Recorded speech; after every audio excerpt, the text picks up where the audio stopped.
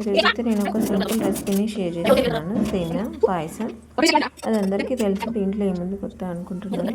But నేనైతే easy and quick టేస్టీగా చేస్తానండి.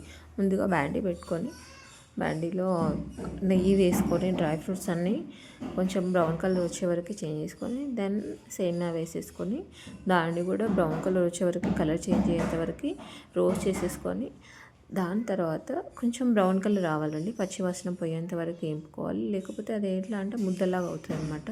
వేసుకొని నేను ఆల్రెడీ కాచి పెట్టుకున్న పాలు ఉన్నాయి కదా, అవే పాలు డైరెక్ట్ వేసేస్తాను. మనకి ఎంత క్వాంటిటీ కావాలి, లూజ్ కావాలా టైట్ కావాలా అట్లా చూసుకొని, దెన్ మనము వాటర్ అడ్జస్ట్ చేసుకోవచ్చు. చేసుకున్న తర్వాత ఇక్కడ నేను ఇలాచీ పౌడరు, షుగర్ అవన్నీ యాడ్ చేస్తున్నాను. ఒక 2-3 పొంగులు వచ్చే వరకు ఉంచేసుకొని దెన్ సర్వ్ చేసుకోవడం అన్నమాట.